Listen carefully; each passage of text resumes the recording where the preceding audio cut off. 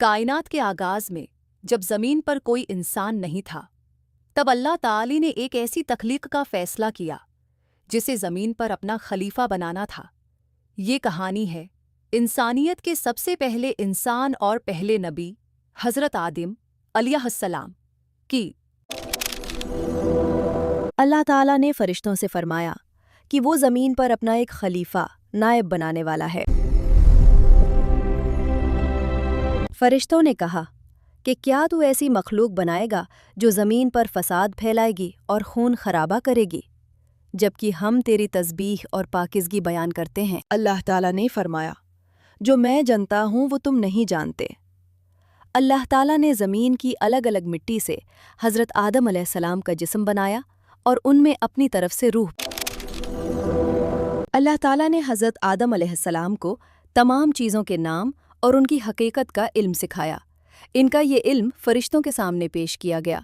فرشتے ان چیزوں کے نام نہیں بتا سکے، جبکہ حضرت آدم علیہ السلام نے سب بتا دیے۔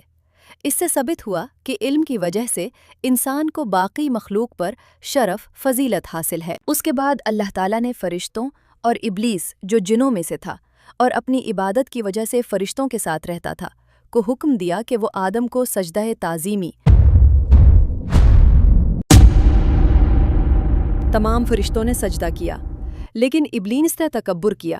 اس نے کہا، میں اس سے بہتر ہوں، تو نے مجھے آگ سے بنایا اور اسے مٹی سے۔ اس تکبر کی وجہ سے اللہ نے ابلیس کو اپنی رحمت سے باہر نکل دیا، شیطان بنا دیا۔ شیطان نے اللہ سے قیامت تک کی مہلت مانگی تاکہ وہ آدم اور ان کی اولاد کو بھٹکا سکے۔ اللہ تعالیٰ نے حضرت آدم علیہ السلام کی پسلی سے ان کی بیوی حضرت حوا علیہ السلام کو پیدا کیا تاکہ ان کے دل کو سکون ملے۔ دونوں کو جنت میں رہنے کی اجازت۔ اللہ نے فرمایا کہ تم جنت میں جہاں سے چاہو کھاؤ اور رہو، لیکن ایک مخصوص درخت کے پاس مت جانا، ورنہ تم ظالموں میں سے ہو جاؤ گے۔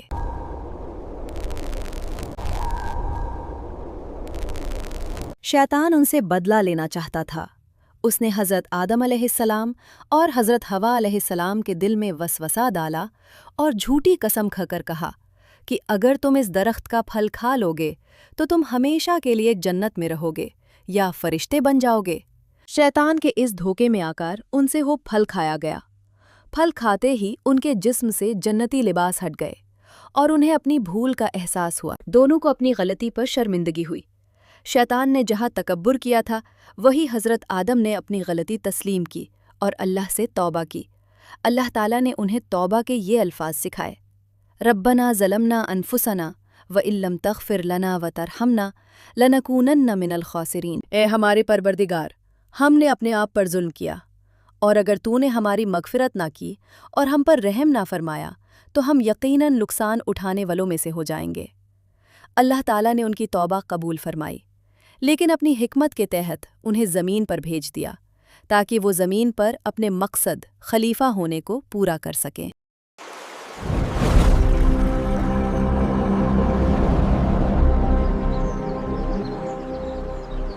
جنت سے زمین پر آنے کے بعد حضرت آدم علیہ السلام اور حضرت حوا الگ الگ جگہوں پر اترے گئے۔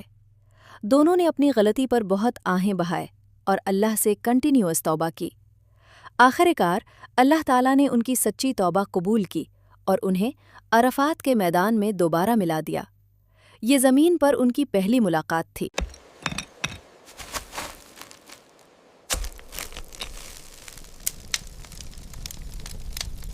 اللہ تعالیٰ نے حضرت آدم علیہ السلام کو زمین پر رہن سہن اور زندگی گزارنے کے طریقے سکھائے۔ کھیتی بڑی، انہیں زمین کھوڑنا، بیج بونا اور گنڈوں سے روٹی بنانا سکھایا گیا۔ لباس، جانوروں کی خال اور پیٹوں سے کپڑے بنانا سکھائے گئے۔ آگ اور اوزار، آگ کا استعمال اور بنیادی اوزار بنانا سکھایا۔ حضرت آدم اور حضرت حوا کے ہاں جوڑا بچے پیدا ہوتے تھے، ایک لڑکا اور ایک لڑکی۔ اس طرح دھیرے دھیرے زمین پر انسانی نسل آگے بڑھنے لگی۔ واقعہ سے ملنے والے سبق، کی لیسنز۔ علم کی اہمیت، انسانیات کی عظمت اس کے علم اور سمجھ میں ہے۔ تکبر کی تباہی، شیطان کا غرور اس کے زوال کا سبب بنا۔ توبہ کی طاقت، انسان سے غلطی ہو سکتی ہے، لیکن بہترین انسان وہ ہے جو غلطی کے بعد شرمندہ ہو کر توبہ کر لے۔ اگر آپ کو یہ کہانی اور اس سے ملنے والا سباق پسند آیا ہو تو ویڈیو کو لائک ضرور کریں، اور ایسی ہی اور بھی اسلامک اور تاریخی کہانیوں کے لیے چینل کو سبسکرائب کر کے بیل آئیکن ضرور دبائیں۔